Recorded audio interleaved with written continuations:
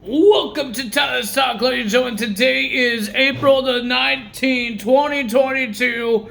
We are a couple of days away from WWE's 2K22 first DLC that's coming out. Rikishi, Yokozuna, Umaga. I'm happy for Umaga coming back to the game. We got Rikishi, Yokozuna. We have Casey. If you guys didn't know, she has a new name now. WWE changed her name. I forgot the name was, but she changed her name. I'm guessing she's still teaming up with Kaden Carter. And Kaylee Ray changed her name as well. And Omos will be in this DLC. Pretty cool DLC. If you guys want AJ Styles and Omos team up, or MVP and Omos, that's pretty cool. But ladies and gentlemen, we got some WWE Raw results. We are back. It's another week. It's another start of the videos of Monday Night Raw results. We do have a match that got added to WrestleMania Backlash. We got AJ Styles will go one-on-one with Edge. But will this be AJ Styles' Judgment Day? Because that's what Edge said at WrestleMania. But AJ was still okay. Nothing bad happened. He just won. No, AJ didn't win. Edge won. But ladies and gentlemen, and after that, when AJ accepted the match in the backstage, lightning was happening. The lights were flickering in his dressing room. He told the interviewer she has to leave because he knows it's dangerous, and she's a woman. She doesn't want her to get hurt. So, and the lights went out, and then out comes Edge and Damian Priest to beat up AJ Styles and stuff his arm into one of the cubby holes in the locker room and smash his arm with the lid of the cubby hole. But we do know Edge will be versing AJ Styles in a rematch. We heard that next week we will have a Raw Women's Championship match. Sonya Deville versus Bianca Belair. She had some words to say to Bianca Belair, but Bianca Belair didn't want to do some words. She wants to fight, but Sonya Deville says she could make it. She could strip the title off of Bianca Belair, but she says that we're not going to do this match tonight because every bad guy hates every single city. But she's country, city, doesn't matter. But she says, how about we do it next week in your hometown of Bianca Belair's? And she says, don't worry. You have your family because they're used to having you lose your championship quickly, just like at SummerSlam. But I think, isn't it Sonya Deville's family used to that she's not having a title? I don't know why Bianca Belair didn't say that because she hasn't won a title. No women's tag team titles, no 24/7 title, no women's title. Why are you making fun of her when she had a great WrestleManias and you didn't win a championship? You shouldn't be talking, Sonya. But Bianca Belair was about to do the KOD until Sonya Deville says, I could sue you, I could fine you, suspend you, and take the championship away. Bianca Belair just tossed her away. She didn't do the KOD. She just let her go, but not very nicely. But ladies and gentlemen, Adam Pearce got his fine, and the fine was $1. Bianca Belair got $1, and Sonya Deville was mad because, ladies and gentlemen, it was $1. But Adam Pearce says he did it in the books, so Sonya Deville needs Remember, Adam Pearce has been a official for years, so he knows the rules of the book. Sonya Deville only been in like 2 years, something like that, or a year. And you're going to try to beat Adam Pearce in a official face-off? I don't think that's going to work. Ladies and gentlemen, we have an interesting wedding. So we're going to talk about the wedding, and then we will talk about what happened with the 24/7 title. But we have an interesting wedding. So it's a double wedding between Dana Brooke and Reggie and Tamina and Tozawa, with R-Truth as the priest, I guess. But ladies and gentlemen, there was a lot of comedy. Archer doesn't know how to say Dana Brooke name. He calls it Brooks and all this stuff. But the funny part was the objections. So Troop asks, does anyone have any objections? And Tamina says she has one. So she switched to Zawa and Reggie. So it looks like Tamina wants to marry Reggie. And then she said, I got another objection. She put Reggie and Tozawa in one group, and she looks like she wants to marry Dana Brooke. The fans went nuts about it. The fans went nuts about it. Ladies and gentlemen, it was crazy. And then she put everything back to normal, and the fans went boo. But they're married. They said I do, I guess. Because I don't think they said I do. But all that stuff, Tamina and Tozawa did not have vows, but Reggie and Dana Brooke did. They kind of stole those two's vows. But we would get to the match, get to what happened with the 24/7 title when we get there. I think that's in all these segments. That was a lot of segments. And the lie detector, Ezekiel was telling the truth. He's Ezekiel. Ezekiel, I forgot his name now. Ezekiel, now I forgot his name. But ladies and gentlemen, he's not Elias. He is the younger brother of Elias. And Kevin wasn't happy with that.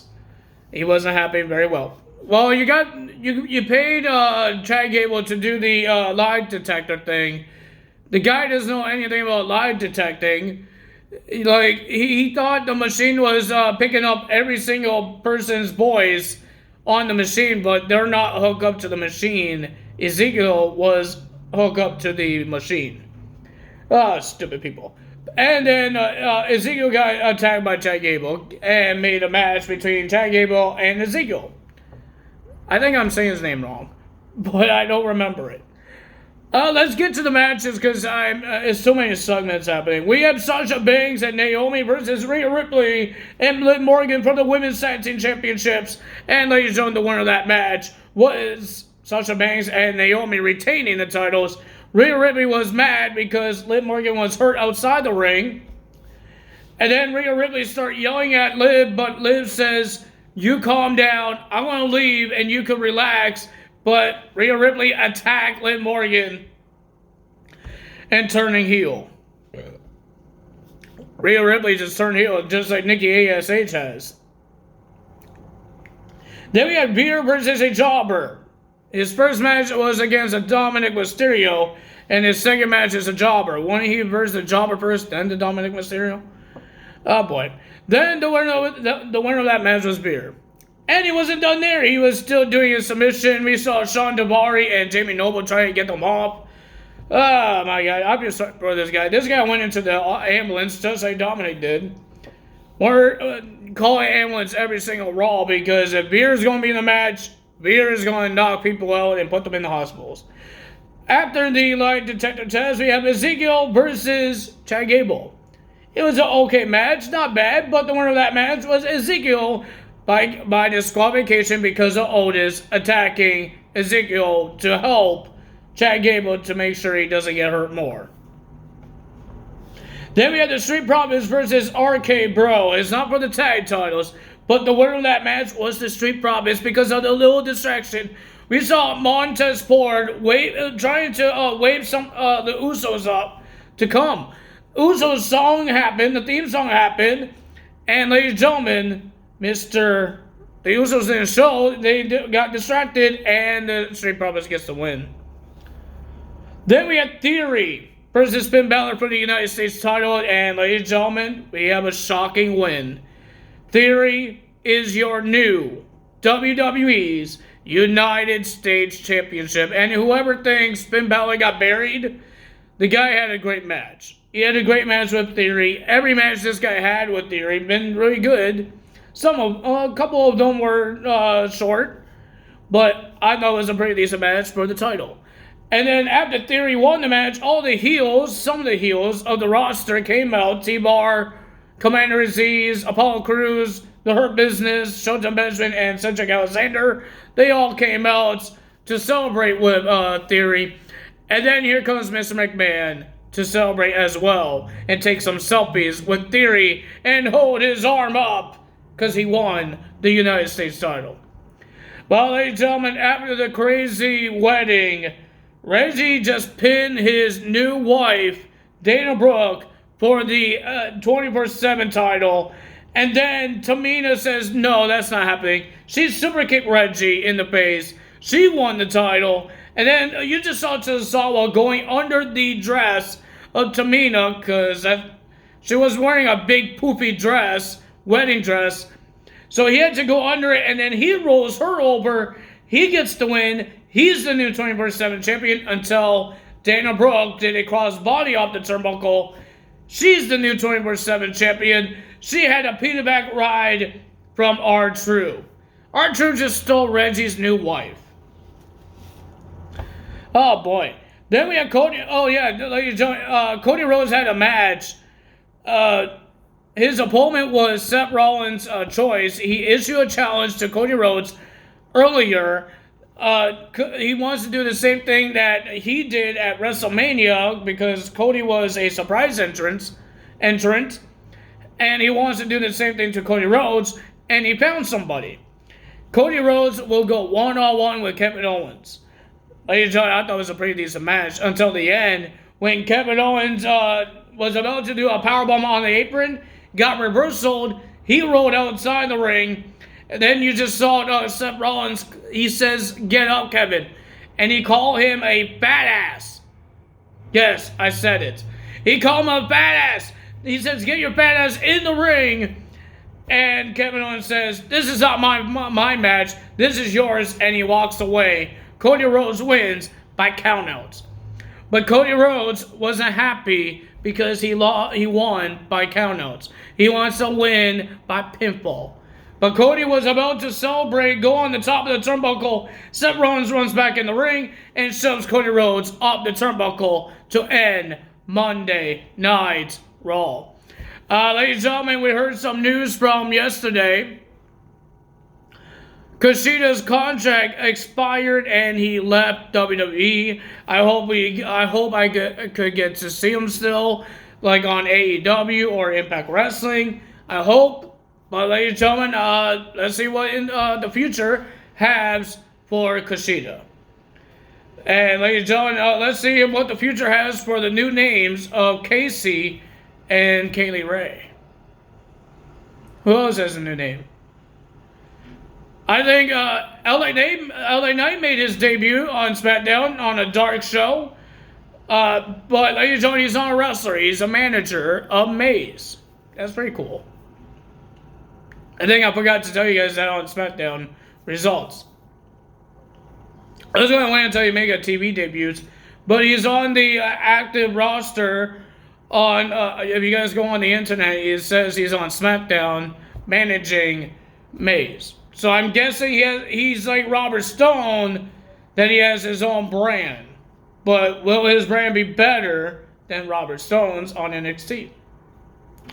And what is going to happen with Ika Manjiro? We have the questions about that with Wes Lee because Nash Carter got released. But what's going to happen with Ika Manjiro? Now the Jagged Time is broken up because of Kushida's contract expired. I wonder what's going to happen with him. This is when you shouldn't get rid of the Cruiserweight title. This is when. Now what are they going to do? They're going to try to get a North American title match? We will find out. If you guys enjoyed this video, hit the like button, leave a comment below, hit the subscribe button, hit that notification bell, and I will see you guys tomorrow for NXT 2.0 results. That's all for me today. Tell us out. Bye!